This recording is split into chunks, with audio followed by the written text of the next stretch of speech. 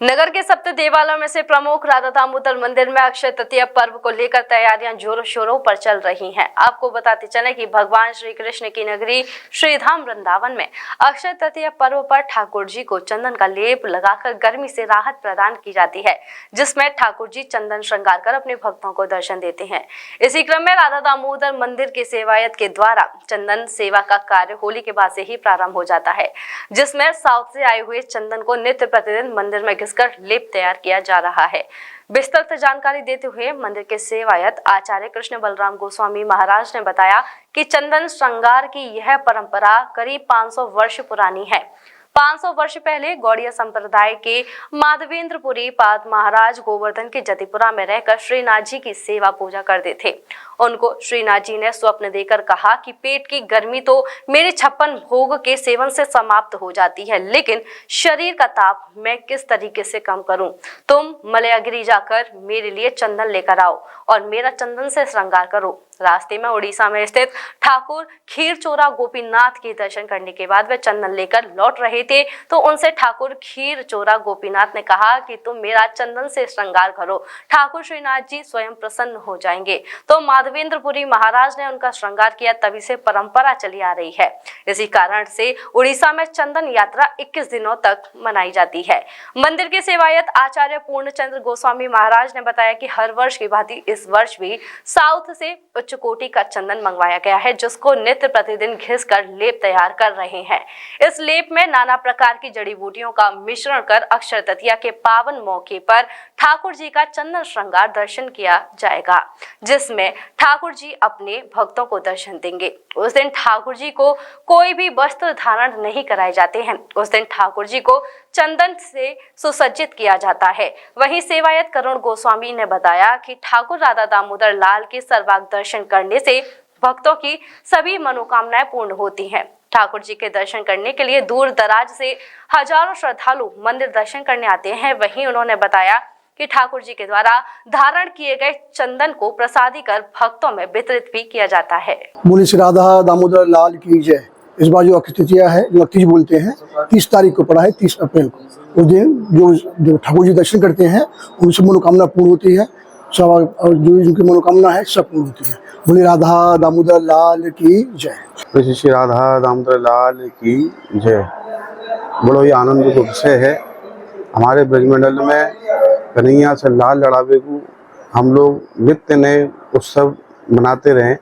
बड़ी श्रृंखला में ये महोत्सव आवे, जाए अक्षय तीज बोले, जाए दूसरा हम चंदन यात्रा भी बोलो जाए, जाकी तैयारी हम होली के बाद से शुरू कर दें। जैसा कि आप देख रहे हो कि यहाँ पे जो पत्थर की शिला रखी गई है, जहाँ में जो चंदन की लकड़ी है जो हम दक्षिण भारत से मंगाते हैं, इसी का 1 महीना पूरा घिसा जाता है। फिर जिस दिन अक्षय तीज हो गए बाद दिन इसको पूरा एक लेपन बनाया जावे। बाद लेपन में नाना प्रकार की औषधि, कपूर इत्यादि मिला के उस लेपन को ठाकुर जी के श्री चंदन से लेकर पूरे श्री अंग में लगाया जाए। और बाद दिन हम ठाकुर जी के वस्त्र ना पहनावें, ये चंदन को ही पूरा वस्त्र बनाया जाए, जाकर उनको श्रृंगार, उनके मुकुट, उनकी बंसी, उनको पूरा वस्त्र हम चंदन से ही बनावे। ये दर्शन साल में एक के बाद ही हो गए। और फिर बाद ये दर्शन होने के बाद ये चंदन जो प्रसाद है सही भक्तों को वितरित किए जाए। जय जय श्री राधे। बोले श्री राधा दामोदर लाल की जय। अक्षय तृतीया के दिन ठाकुर जी का जो सर्वांग चंदन श्रृंगार का दर्शन होता है, यानी चंदन लेपन का, इसकी जो परंपरा है लगभग 500 वर्ष पुरानी है, जिसकी शुरुआत करी थी हमारे संत श्री माधवेंद्रपुरी पाद जी ने।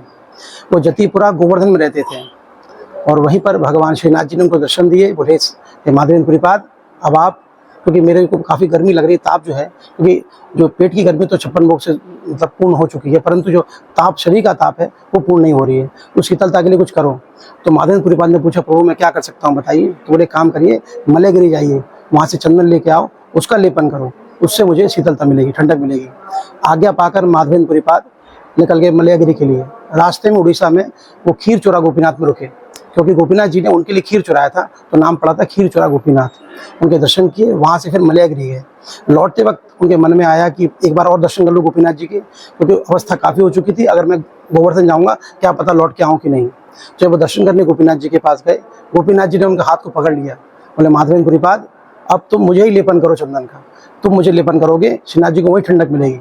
तो गोपीनाथ जी का उन्होंने लेपन किया और पाया भी कि यहाँ लेपन करने से श्रीनाथ जी को ठंडक मिली। इस प्रकार से ये चंदन लेपन की परंपरा उड़ीसा से प्रारंभ हुई है। इसलिए जगन्नाथपुरी में 21 दिन तक चंदन यात्रा मनाया जाता है और विशेषकर गौड़ीय संप्रदाय के हर मंदिर में ठाकुर जी को सर्वांग चंदन का लेपन किया जाता है। इस प्रकार से ये परंपरा प्रारंभ हुई।